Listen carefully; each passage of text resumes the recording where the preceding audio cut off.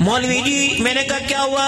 کہ حضرت جی آپ تشریف لائے، میں آپ سے بات کرنا چاہوں۔ میں نے کہا حکم فرمائیے، میں آپ سے دل کی بات کرنا چاہتا ہوں۔ میں نے کہا کیا بات ہے؟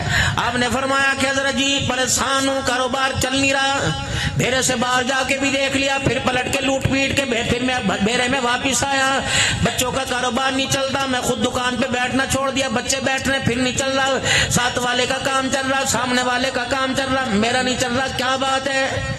میں نے کہا فلانی آیت پڑھے کر۔ انہوں نے کہا یہ تو پہلے میں 5 سال پہلے پڑھتا تھا۔ میں نے کہا اتنی مرتبہ درود شریف، کہا جی وہی پڑھ لیا۔ میں نے کہا فلانا تعویذ دے دوں؟ کہا تعویذ تو گھر میں موجود ہے، گلاسوں میں میرے تعویذ، ڈونگوں میں میرے تعویذ، کپڑوں میں میرے تعویذ، بستروں میں میرے تعویذ، چروائی کے پایوں کے ساتھ میرے تعویذ، پیر میں میرے دھاگا، ہاتھ میں میرے دھاگا، سینے والی جیب میں میرے تعویذ، گلے میں دکان کے گلے کے اوپر میرے تعویذ، سامان کے پیچھے جو کیس میں میرے تعویذ، بھر گئے، تعویذ دان ہوں میں تو۔ فلانے اللہ کے والے کے پاس چلا جا کر تھک گیا، وظیفے کر کر کے تھک گیا، تسبیحوں کے دانے گھس گئے۔ میں نے یوں کر کے نگاہ اٹھائی، میں نے کہا مالک کائنات دنیا داروں سے مایوس نہیں، دنیا بنانے والے سے مایوس ہو گیا ہے، کیا کروں؟ میری بھی جیب میں پین نظر آیا، میرے بھی وائلٹ کے اندر ایک کاغذ نظر آیا۔ میں نے کہا پوچھو اماں کا نام کیا، تیرا نام کیا؟ پھر میں سے کہہ دوں ہو تیرے پر تو بہت ہی کسی نے لمبا کرا رکھا، پرانا ہے پرانا، تیرے نام کے تعویذ بنا کے قبرستان کے اندر کسی نے دفنا رکھے۔ واہ عبد الحنان تیرے بھی نصیب ہے کہ کیا کہنے، تجھے قبرستان بھیرے کا نظر آ گیا، پرانی قبر نظر آ گئی، یہ نظر نہیں آیا تعویذ کو دفن کر کے آیا ہے، بس بتانے سے منع کیا، تے آم کھا، تجھے گٹھلے گننے سے کیا ضرورت ہے؟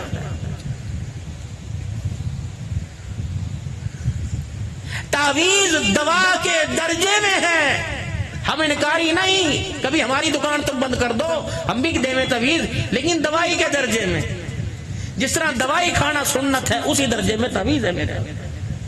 شفا دینے والا کون ہے؟ اللہ۔ پھر بولو شفا دینے والا کون ہے؟ اتنا بھی عقیدہ مضبوط رہا، قیامت کے دن نجات کا ذریعہ بن جائے گا انشاءاللہ۔ مومن ہوتا وہ ہے کہ جس کے ہونٹ کھلے اور زبان سے پہلا لفظ نکلے اللہ۔ محبوب تو عالم صلی اللہ تعالی علیہ وسلم سے کیا فرمایا؟ وَلَا تَقُولَنَّ لِشَيْءٍ إِنِّي فَاعِلٌ ذَلِكَ غَدًا إِلَّا أَن يَشَاءَ اللَّهُ۔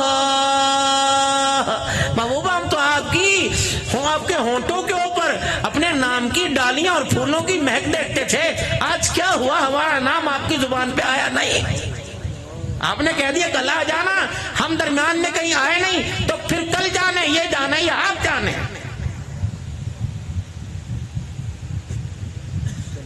سارے نبیوں کا سردار ہے، آپ میں کس کھیت کی مولی؟ میں نے کہا الہ العالمین پریشانی بڑھتی جا رہی ہے، مسئلہ حل نہیں ہو رہا، کیا کروں؟ مالک کائنات کی طرف سے بلاوا ہے عبد الحنان۔ میں نے کہا جی کتنی عمر ہو گئی؟ میں نے کہا یا اللہ اس کی لگتا ہے 40 سال، کبھیرے شہر میں رہ رہے۔ میں نے کہا جی کبھی میرے گھر میں آتا جاتا دیکھا؟ میں نے کہا اللہ نہیں۔ جمعے میں، عید میں، نماز میں؟ میں نے کہا نہیں۔ عبد الحنان کتنی عمر ہوگی؟ میں نے کہا 40 سال کی، کبھی اس کے ہاتھ میں میرے قرآن دیکھا؟ میں نے کہا اللہ نہیں۔ کبھی اسے کہہ دے وَمَنْ أَعْرَضَ عَنْ ذِكْرِي فَإِنَّ لَهُ مَعِيشَةً ضَنْكًا، خبردار جب میرے ذکر سے منہ موڑے گا، وہ کہیں بھی جا کے کاروبار کرے، مجھے میری کبریائی کی قسم میں اس کا کاروبار چلنے نہیں دوں گا۔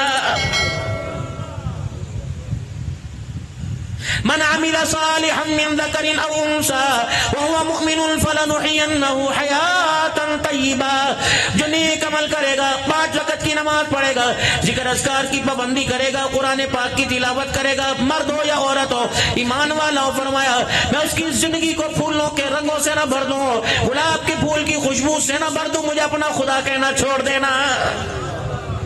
وعدہ تو قرآن میں اللہ کر رہا ہے، پڑھیں تو پتہ لگے۔ اس کو کہو بھائی مسجد کو جا کے آباد کر، 5 وقت کی نماز شروع کر، دیکھ اللہ روزی کی گرہ کھولے گا۔ قرآن پاک کی تلاوت کر۔ کیا ارشاد نہیں فرمایا مدنی کریم صلی اللہ تعالی علیہ وآلہ وسلم نے فجر کی نماز کے بعد سورہ یاسین کی تلاوت کرو، سارے دن کی روزی کی ذمہ داری اللہ نے اپنے اوپر لے لی۔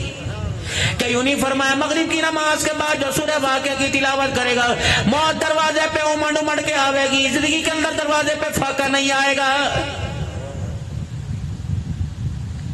کہ یوں نہیں فرمایا جو اپنے گھر میں داخل ہو کے سلام کرے گا، بسم اللہ پڑھے گا، درود شریف پڑھے گا، ایک مرتبہ قل اللہ احد اللہ الصمد لم یلد ولم یولد ولم یکن له کفوا احد پڑھے گا، مالک کائنات اللہ اسے ہر غم سے بے پرواہ فرمائے گا۔ لیکن یہاں تو موبائل پر کون تیری ماں تیری بہن تیری ماں تیری بہن، گھر کے اندر داخل ہو رہے بیٹی بیٹی نہیں، بھائی بھائی نہیں، بہن حیا ہی کسی کا نہیں۔ ابھی تھوڑی سی اور گرمی آ جائے قمیض گلی کے اندر اتار کے تشریف لے آئیں گے، اجی صاحب آ رہے اجی صاحب آ رہے، پتہ نہیں کیا ننگا ہو تو مگا نظر آوے، ہمیں تو پچھا بھی سرا نظر آوے، اور بچیوں کو پتہ نہیں ہمارے کیا ہو گیا، یہ بھی باریک لباس پہن کے بھائیوں کے ساتھ پڑے ہٹ جا یوں کر کے بیٹھی ہوں گی۔ یہ اس وقت کا دلہ، یہ اس وقت کی دلی ایمان ہے۔ سخت بات کہہ گیا معاف کرو، لیکن نظر نہیں آتا۔ ابھی یہ ٹراؤزر پہننا تم شروع کرو گے، کتنا تم تنگ لباس پہنو گے، کیا تمہارے حیا والے حصے پر تمہاری بہنوں کی نظر نہیں پڑتی؟